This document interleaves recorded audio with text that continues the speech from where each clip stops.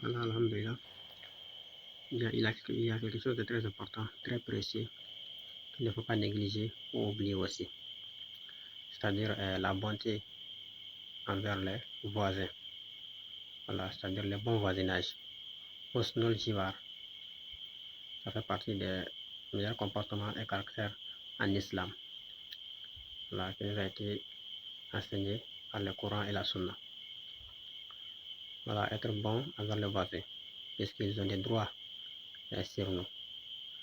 Voilà, quand on vit dans un milieu où on est entouré par des voisins, on doit faire attention à leurs droits.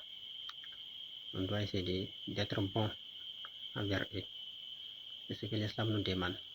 Husnul Jiwar, voilà, le bon voisinage. C'est un droit que nous devons accomplir. Ça fait partie des meilleures façons de se comporter islamiquement parlant. Voilà, puisque même à l'époque du prophète sallam, il y a une femme qui était décédée.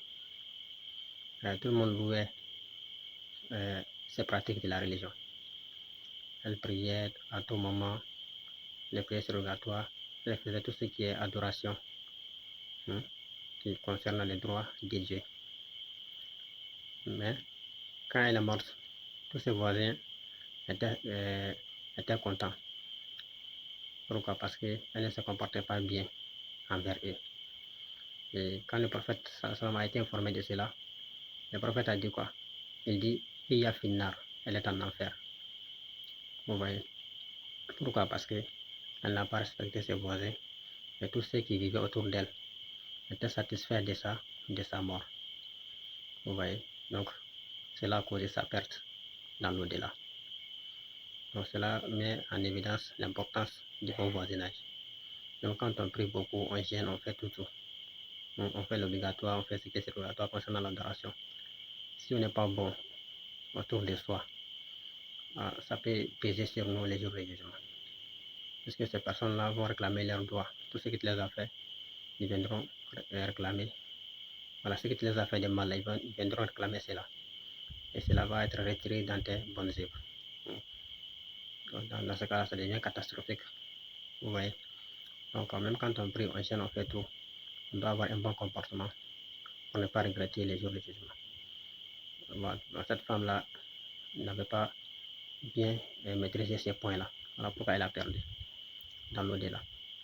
Après, il y a une autre femme qui est décédée et tout le monde disait que tout le monde, comment dirais-je, le prophète de Sallallahu a demandé d'abord quel est le jugement de ses voisins envers elle d'abord, avant de louer sa prière en disant qu'elle prie beaucoup, elle fait beaucoup de bien spirituellement entre elle et PG. Avant de louer cela, essayez de comprendre aussi, est-ce qu'elle était bonne envers ses voisins?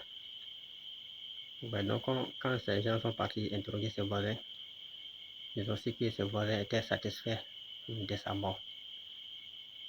Vous voyez?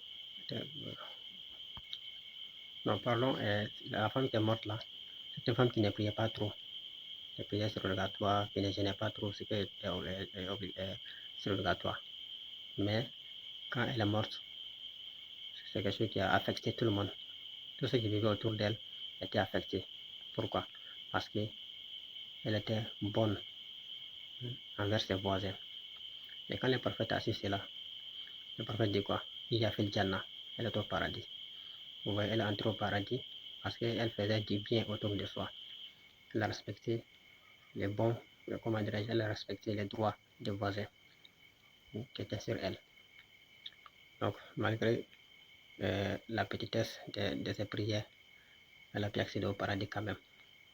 Je ne parle pas de prières obligatoires, on parle de ce qui est surrogatoire. Elle n'était pas trop au top dans les prières surrogatoires ou bien dans les jeûnes surrogatoires, mais elle est allée au paradis parce que tous ceux qui vivent autour d'elle étaient satisfaits d'elle.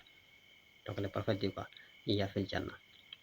Donc ce sont là des exemples qui montrent que le bon comportement pèse beaucoup. Voilà.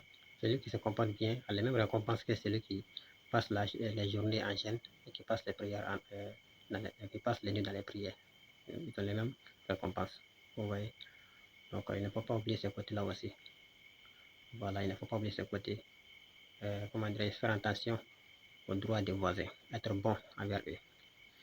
Le prophète sallam a dit dans un autre hadith, Laysa mu'min man yashba wa jaruhu jai'un ala ila jambi. Il dit n'est pas un croyant, n'est pas un vrai croyant, celui qui dort le ventre plein, alors que son voisin meurt de faim et il est au courant, il n'a rien fait. Celui-là n'a pas la vraie croyance, il n'a pas une croyance parfaite. Donc vraiment ça fait peur. Donc l'islam, c'est la prière, c'est le jeûne, c'est le hajj. Après les 5 piliers, il y a aussi le bon comportement. Quand tu te comportes bien, tu deviens un croyant au vrai sens du terme. Voilà, donc ok, qu'Allah fasse que nous soyons parmi ces personnes-là. Donc voilà le 6e que je voulais citer. Voilà, faire attention aux droits des voisins. Être bon. Si tu ne peux pas être bon envers eux, ne sois pas mauvais quand même. Voilà, pour ne pas qu'après ta mort, ils te blâment. Parce que si tes voisins te blâment après ta mort, il faut savoir que tu es foutu.